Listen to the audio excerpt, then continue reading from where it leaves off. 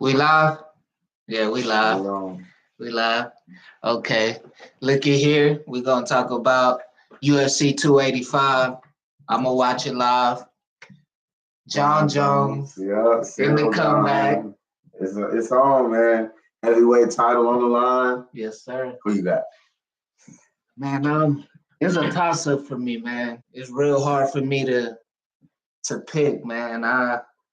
When I first thought about it, I easily went with Ciryl Gane just because of the fact I know that John's had that 3 year layoff, Yeah. and it could be rust, it could be It's just like the lack of competition, really. yeah, it's a lot of things. So that just makes me think, hey, does he still have what we remember? And not only that, 3 years, that's age too. That's Right. time. Father Time comes knocking. Not only he ain't even in his 20s no more, he in his 30s now. You know what I'm saying? So it's like you getting older in your 30s. It's like you start to slow down a little bit. And when you're 20s, you got some room, but in your 30s, you start to slow down a little bit.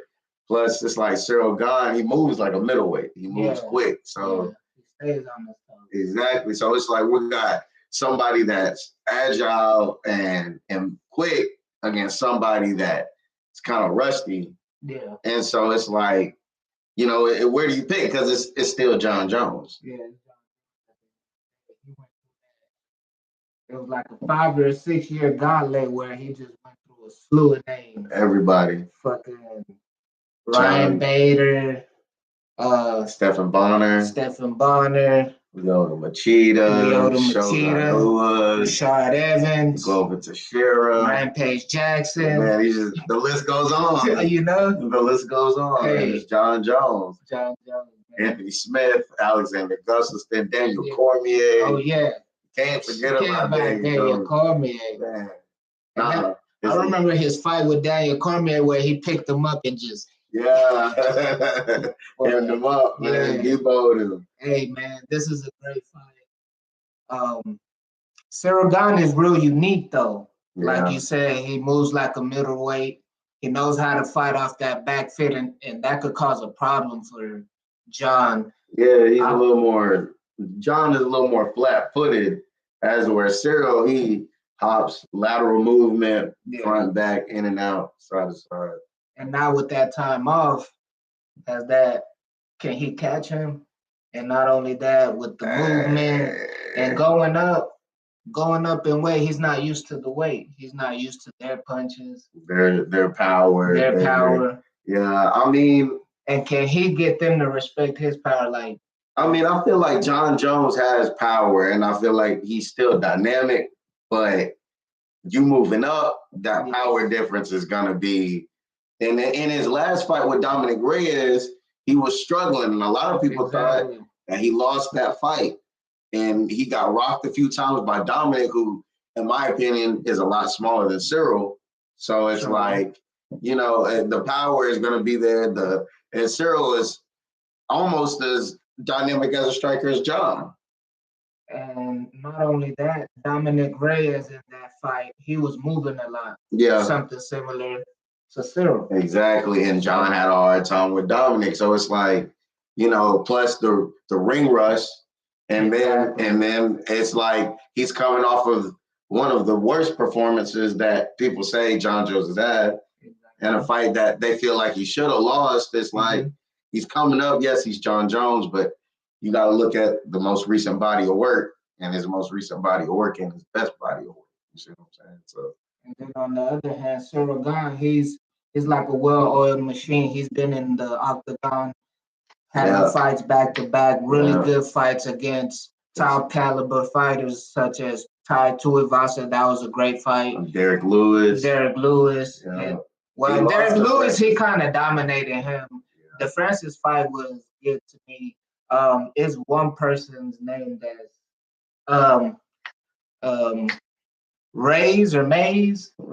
Mays. I think his fight against Mays wasn't that bad. It was another heavyweight. He kind of moved right on his feet too. Okay, I didn't watch that one. Yeah, I didn't watch that one. That was a good fight. Okay, I need to go look at that. But yeah, I feel like Ciryl, he's only lost championship fights. He's only lost the fight for the undisputed UFC champion. So it's like, and that's against a freak of nature. Exactly. And Francis Ngannou, when shout out to Francis, he pulled that out with the wrestling. Nobody really knew you could do it like that. Shout out to Francis, that's my boy. Yeah. But then again, on the wrestling, Francis was dominating with the wrestling. And even though, but Francis is a bigger, stronger person. Yeah. Individual. So he can do that to Ciryl. And Cyryl's pretty big. He's just, Francis is he's a freak of nature. Yeah. He's a freak of nature. I say that to say this: can John do that? But then they say technique beats strength any day. Yeah, right. I mean, I see John Jones, and he's taken down great wrestlers like Daniel Cormier and just like I said earlier. Yeah, like you said earlier. He's taken down great wrestlers such as Daniel Cormier, but that's when he was more in his prime. I feel a lot of people feel like he's past his prime. He's still able to get the heavyweight championship, but he's beatable. Yeah. He's not as invincible as he once seemed. So I feel like, a lot, is he going to let that get to him? Is he going to go out there and show, I'm John Jones, this is who I am, this is what I do? Or is he going to go out there and have too much pressure on him? And well, like, to me, like you were saying like the time, and the thing about him, I think he's kind of like Roy Jones in a way. He uses his reflexes. Okay. So does he get away with a lot of things because of his reflexes? And now that all this time is gone, has Father Time caught up to him? I mean, has that been taken away? His fight IQ, I feel like, makes up for a lot. That's true. He has a high fight IQ. So I feel like it's like when he fought Daniel Cormier, he hit him with the head kick. Once he had him locked, he kicked his leg and it spun him around. Yeah. And even Daniel was like, it confused me. So it's like John Jones does stuff that you wouldn't expect anybody to do. So it's like he's like quick off the cuff, exactly. Like improvise. Yeah, he's real good at improvising, and like you said, his reflexes. He has really good reflexes. Like it's like he knows. He makes like a split-second decision. Yeah. Okay, right here I have to do an elbow. Right here, flying knee, question mark kick. Yeah. And so it's like, oblique kick. What another weapon he has. And another thing I was thinking about, can he hit Ciryl with that oblique kick? Because the way Ciryl moves around, bounces around the octagon, to get that oblique kick to the target, you have to place it. But it's hard to place something on a moving target. Yeah, that's true. So it's like, that's one of his main weapons he uses. Mm-hmm. And what does he do? How can he react if that's one of his main weapons is taken away? He still has the wrestling. He still has the elbows. He still has the reflexes. But one of his tactics he uses to immobilize his opponent is gone. What does he do then? Also, I want us to not forget about one other aspect on John Jones' game that I just remembered about. What's up? It's grappling. Okay. Hey, he done had a lot of submissions against some great grapplers. Yeah, that's true. Some great submissions, some great jiu-jitsu. My favorite one is when he submitted Lyoto Machida to standing guillotine. Oh, yeah. Just dropped him. Oh, man. It's nasty. That was crazy. Hey, that's how Conor was supposed to go. Hey, Khabib said, hey, what happened? You're supposed to go out in front of your people. Hey, Machida, hey, wasn't that in Brazil? No. Did he fight Machida in Brazil? Damn, I don't know. Damn. I don't know where he fought Machida. Because Machida didn't tap. Yeah, he went to sleep. He went to sleep. I said, "Yo, that's how Conor was supposed to go. That is how Conor was supposed to go. Go to sleep. Come on." What did Khabib say? Go to sleep. But yeah, John Jones, I feel like if John can get him on the ground, he can have Ciryl in trouble. But also, if he can keep distance and land that oblique kick to slow him down, because I feel like once he lands those leg kicks and slows down Ciryl, he won't be able to move as much, bounce around as much. And John will be able to get to the target a lot easier. Yeah, that's true. Also, I feel like Ciryl also, they're like kind of similar in a way because Ciryl also has that real unique front kick too that he kind of does. Yeah. And he's real hard to get to once he establishes that. And his lead hand, that jab, fighting off the back foot, it's just is a pick 'em up fight. Like Ciryl has everything I feel that it takes to defeat John Jones. Mm-hmm. The one thing is, will John Jones experience, his fight IQ, will it will it will it overwhelm what's his name, Ciryl? And I don't know that I could say that now because he's been through it with my boy Ngannou and lost. So now he knows what it takes to get there. I mean, but then I don't know. People he's taking out, man. It's crazy. That's John Jones. It's John Jones, but Ciryl Gane is also, there's always somebody there when you have to pass the torch. There's always a passing of the torch moment. And is that? It could be. You never know. It could be because, like I said earlier, Ciryl Gane is arguably as dynamic as John Jones when it comes to the striking department. So it's like it could be a little passing of the torch. Ciryl Gane only lost the championship fight. He was undefeated up until then, and ever since the championship fight, he's been undefeated. So it's like it could be. This could be another one of those instances where he's like in a Dustin Poirier situation, a Robert Whittaker situation where they just can't win that championship fight, but they can win every other fight.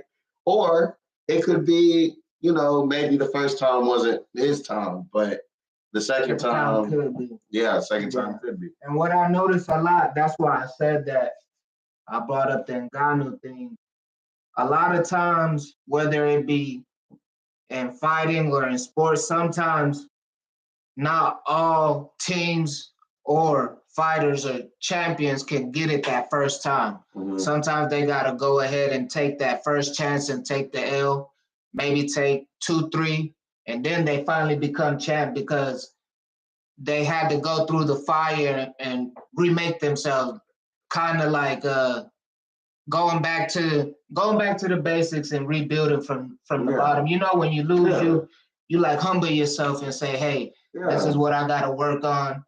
Back to the basics and add to your toolbox. Yeah, a loss can either make a fighter or break a fighter. Yeah, and I feel like some people take losses and some people learn lessons. Mm-hmm. And so the L stands for different things when it comes to different fighters because some fighters are able to bounce back. Some people take that and it makes them stronger, makes them better, makes them more fierce, more hungry, more competitive. Where other people, it breaks their ego, it breaks their confidence, it breaks their motivation because they're like, well, I lost and maybe I'm not as good as I thought I could be. Yeah, that's true. I feel at first I was saying Ciryl Gane could win. It's like my head is saying Ciryl Gane could win, but my heart is going with John Jones just because of his accomplishments. Yeah, man. I feel like that's probably what it comes back down to. Yeah, I think John, when this fight got announced, I think everybody automatically said John Jones. Yeah. But it's like once you sit and you really think about the factors going into this fight, it's a lot closer than you think. Exactly. It's John Jones. He's accomplished numerous things. Youngest UFC champion. Oh yeah, Shogo. Yeah, man, he accomplished it all, and he came out in that fight. He came out with a flying knee off rip. No nothing, no punch, no elbow, no nothing. Yeah. He started off out the gate flying knee, man. Yeah. That's just John Jones. The normal rules don't apply to John Jones. I don't know why. I don't know how John Jones was blessed with all this. Grace, I don't know, but would that come to haunt him? And that's what I mean, like Roy Jones. Yeah. He got away with so much stuff when he was younger because of his reflexes. Older. When he was older, God test him, Father Time test him. Like, hey, you can't do it like that no more. Yeah, you can't do it like that. It might be, and it's like it doesn't help his case that he's been out so long. Yeah. That's the number one factor is he's been out for so long. That's like you don't really have anything to go off of to go by other than his last fight where everybody thought he lost. I feel like the main variables in the fight is John Jones' time off. Will it affect his time in? Will it affect his distance, his range, everything? It could affect a lot of things. That ring rust, will it affect him in that adverse way? And then in return, on Ciryl Gane, will the experience of John Jones overwhelm him? And also, it was one more thing that I was thinking of, but you take over while I think of the last thing. Right, I say for Ciryl Gane, I feel like if Ciryl Gane needs to win this fight, avoid that oblique kick at all costs. Avoid leg kicks at all costs. His wrestling and grappling is the other thing. Yeah. And I'm talking about John Jones' advantage. Yeah. And then I feel like Ciryl Gane's advantage is consistency, speed, movement, and just overall, isn't he younger than John Jones? Yeah, he's younger too by like 3 years. Yeah. But John Jones, also John Jones does have the 3.5-inch reach advantage. So we got to take that back into those oblique kicks. Yeah, those oblique kicks, yeah. But then Ciryl has his own little. Yeah, Cyryl's power with the kicks now. Not only the front kick, but the kick to the body and the head. Nasty. Tuivasa. Yeah, like and I wonder if he targeted him to the kidney and liver because he drinks so much. Good point. That is a good point. Is he that smart? Or am I thinking too hard? One of the two, man. Is he that smart? I mean, shit. I mean, I feel like if he didn't think of it, I mean, now he will. You know, he'll be like, damn, you know, like, or maybe one of Tuivasa's next opponents will see it. And they throw kicks and they'll be like, you know, that's a target because he drinks, he does shoeies and drinks boogers and snot. He just shoes in his man right there. Man. Hey, the undercard is nice too. Alexa Grasso versus Shevchenko. Yeah. To be honest, I know more about Valentina than Alexa. Alexa Grasso, I seen probably like 2 of Alexa Grasso's fights. She's a good fighter to me. Her ground game is good. She has good hands. I feel like I'm not sure, man. This could be the one. Speaking of passing of the torch, this could be the one.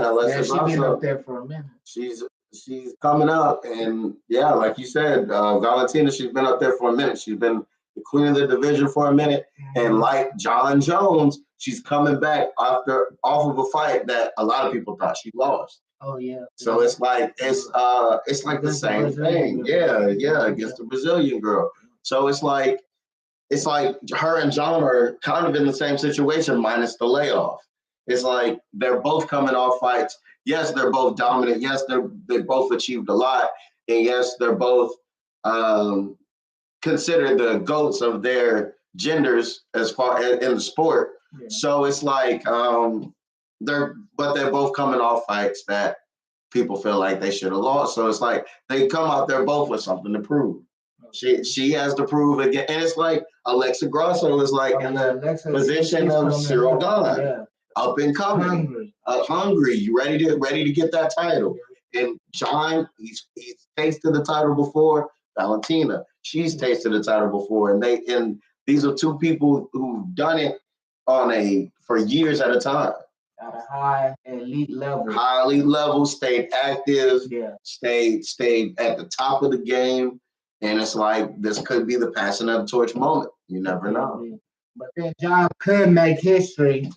I don't know if any other MMA fighters done it, to take a layoff, go up in weight, and then 3-year layoff, go up in weight, win a title. Win a title. Yeah, I don't know if it's been done after a 3-year layoff. The only people I know to do it in the fight game is in boxing. The people I know off the top of my head to do it is Muhammad Ali, when he stepped away because they wanted to draft him, and they was like, hey, and then he came back and won the title. And then I don't think Mike Tyson, once he caught that rape charge, I don't think he won the title again. I don't really remember. But then Tyson Fury for sure. He won the title when he stepped away. He got depressed. He got depressed and came back and beat my boy Wilder. That's my boy Wilder too. But then the third one is your boy George Foreman came back as one of the oldest heavyweight champions. So John could add to that list and become, I'm not sure, maybe probably the first MMA fighter to do. Yeah, I mean, he could. I mean, he was the youngest champion. He's had one of the longest win streaks in UFC history. Yeah. So I mean, why not add to the list? If anybody can do it, John can do it. I mean, it's John Jones, man. I mean, that's all you gotta say. When you bring up John Jones, people automatically know greatness. He's a great fighter. But every fighter has their day. If Khabib would have stayed fighting until he would have lost eventually. That's true. Everybody every dog does have his day. Yeah, and so it's like this could be John's, but it's just, I don't know, with all that size, it doesn't even. I know he works out a lot, but it looks like fat instead of muscle. It doesn't. It looks like he gained more fat instead of, and his legs are still skinny. Oh yeah, the legs. He still got welterweight legs. You say that with Ciryl target. Now that he's more top heavy, I feel like, that could be a targeting spot for Ciryl Gane. Because John is more top heavy now. It's like all the weight he gained is just at his top half, on skinny little legs. Warm it up a little bit. Yeah, he has like a heavyweight upper body with like a welterweight lower body. You know what I'm saying? It could be detrimental to him, but it didn't work against him in the past. But then again, he wasn't as big as he is now, and so the weight distribution might be different. I ain't trying to be all fancy, but you know what I'm saying. And each time he has taken a layoff, he's come back a little rusty. Like the fight's been close, and usually John Jones, his fights aren't close. Yeah, as we've come to know. His fights have been pretty close lately, and in the last couple of fights he had that were close were Dominic Reyes, Alexander Gustafsson, good on their feet, Anthony good Smith. Hands. Another person, good hands. And another thing, they've all been on losing streak since they fought John. So it's like, since they've been losing so much, but their last fight, all of them have in common, they've all lost every fight since John Jones. But it's like their fight with him was close. So it's like, what level is John Jones truly at? Oh no, Anthony Smith, that's Anthony Lionheart Smith. Anthony Lionheart Smith. He's one of you. He's one of you. He's good to me. Since John Jones, but Dominic Reyes hasn't, and he was good at one point. He was a prospect at one point, but ever since John Jones, he's been going downhill. And it's like a lot of people thought he lost to Dominic. So it's like if Dominic has been on this slope, but apparently he beat John Jones in his last title fight, then then it's like, how good is John Jones really? Is he a good fighter against okay fighters, or is he like what's the caliber of fight? But you can't say that because he's beat Shogun Rua. Yeah. He's beat Ryan Bader. Right. And then he had the no contest against Matt Hamill. Yeah. And then he beat 12-6. Yeah, he beat Rashad Evans.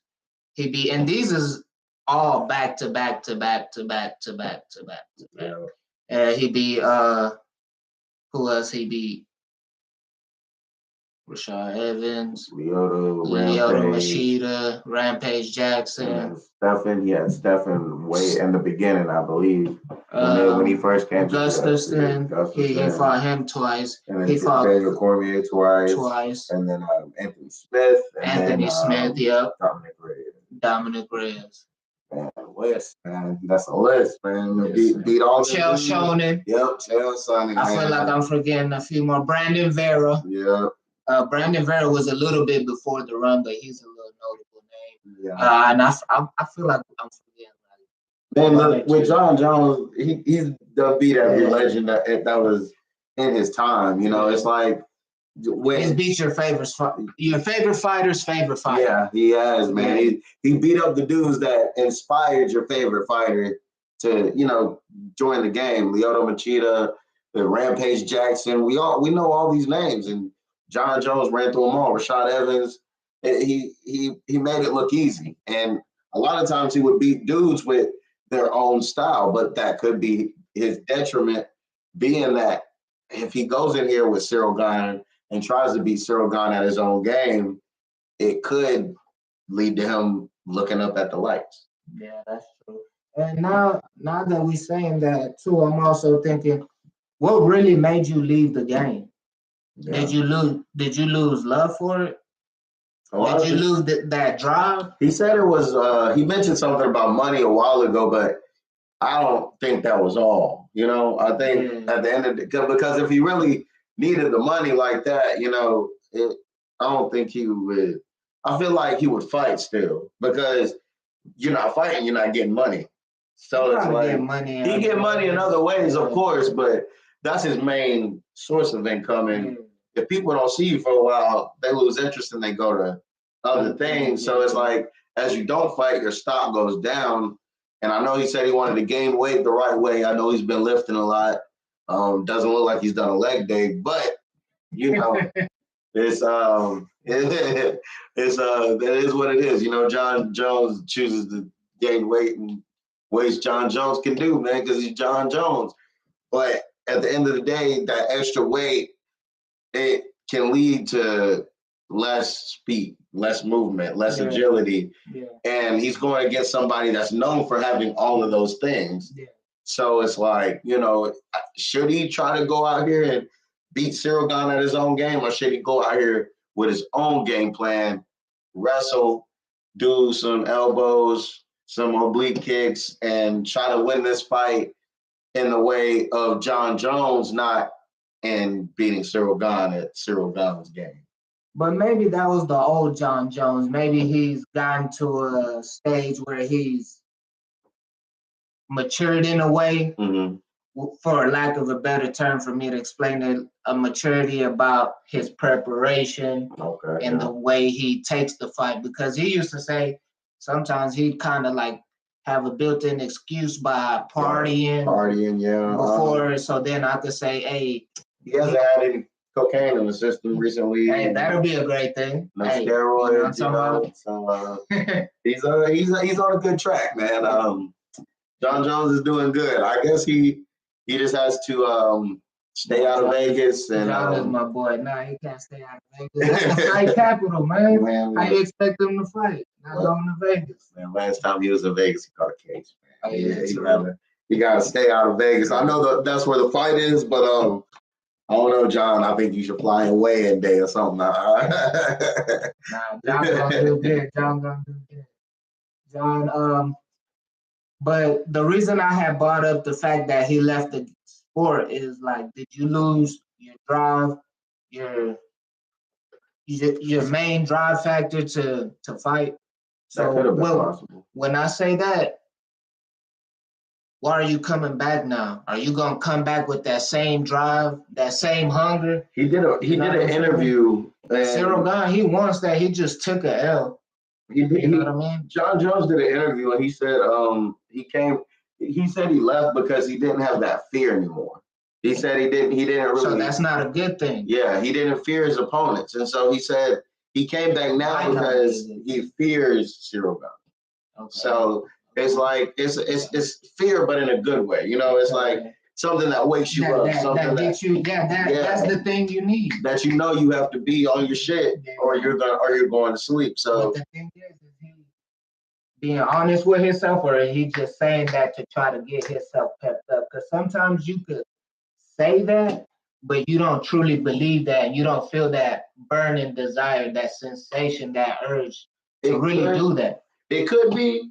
I feel like it does make sense a little bit, because once you lose the motivation, once you lose that fear he was talking about, you become you work less hard. Once you become so immersed in success, it's like, well, I'm already the best, so what do you have to push for? So it's like a lot of people, they don't do that extra workout. They don't do the extra what needs to be done. They don't sweat off the extra calories. They don't do all that. And so maybe that showed in John Jones's performances. That's why maybe some of his fights were so close towards the end of his light heavyweight reign. You know what I'm saying? And he might just be coming back and found a second win, Okay. Yeah, that's true.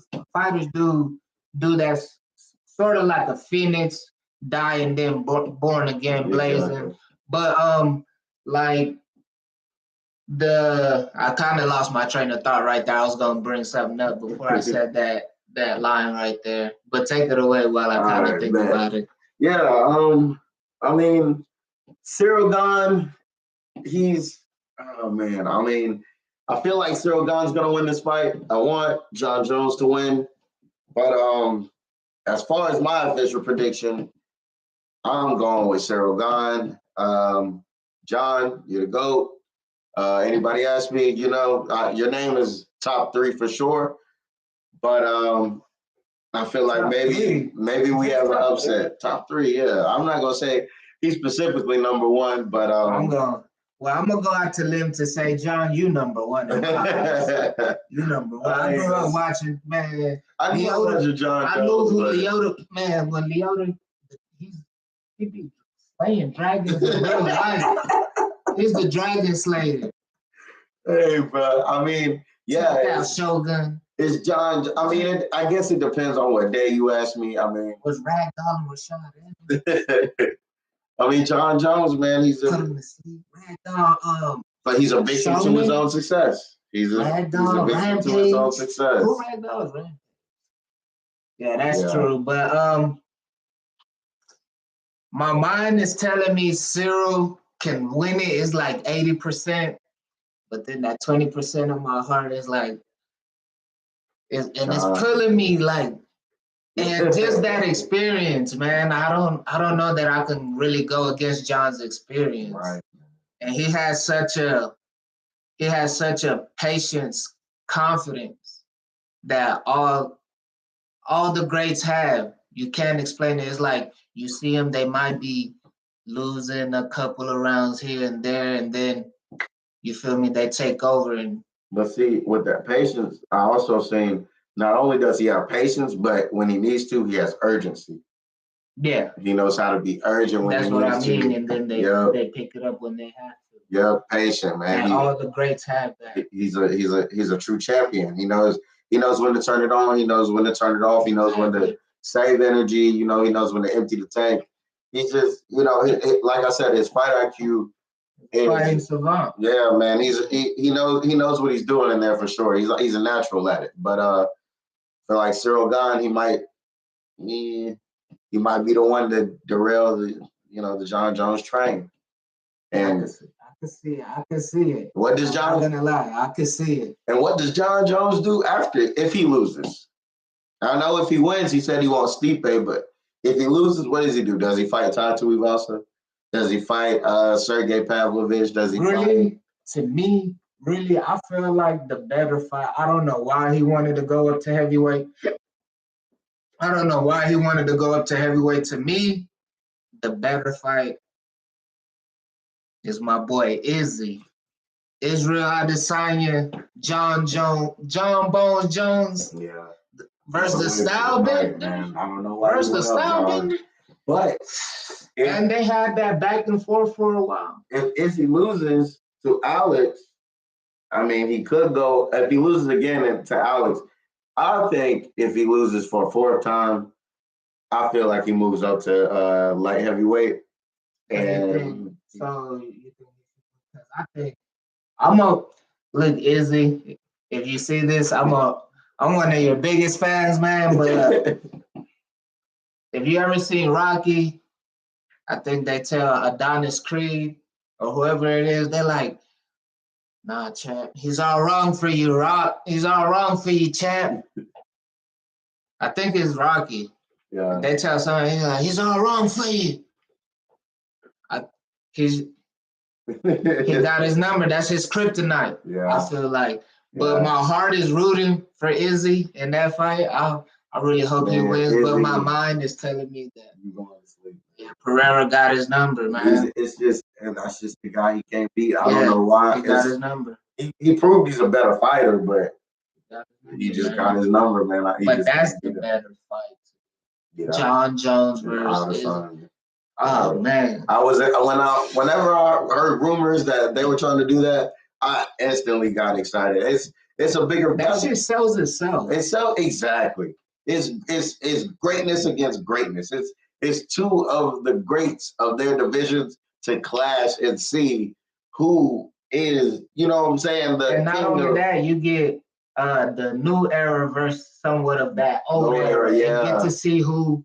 And it's like John Jones came in at such a weird time because John came in at the old school era, but he's still not old school. You know what I'm saying? He came in at the end of the old school era, but the beginning of the new school era. And I feel like there's a lot of things that fighters nowadays picked up from him. Yeah, I mean he's very influential. The oblique kick. The little thing where I don't know if you remember when he fought Lyoto Machida when he first started. He was on all three. Yeah. A lot of people do that now. Yeah, a lot of people do that. And the reason why he did that is as long as he had that his hands down, they can't kick him. Yeah. It's illegal. Down the opponent. That's such a smart. It's smart, man. You starting out and you're telling your opponent, hey man, I just took away two of your weapons right there. Your left foot and your right foot. Yeah. What you gonna do? And you know he can't punch you all the way down there. So I think you can, because I think Rampage was trying to punch him when he came. I mean you can, but it's hard. You know you're reaching down like this. It's gonna be hard. You know, man. I love John Jones, man. He's one of the greatest to ever do it. But I'm going with Ciryl Gane, man. I'm going with Ciryl Gane. I got Ciryl Gane winning, but my heart is telling me, like, I wouldn't be surprised if Ciryl Gane wins, but you want Gane to win. Yeah. I can't go against that experience. Yeah. Just that experience, like, the experience is what has me, man. Yeah. I just feel like. There you have it. Yeah. Official prediction. That's the prediction. Hey. Ciryl Gane. You're going to find out on March 4th, UFC 285. Watch it. All right, then. Yeah.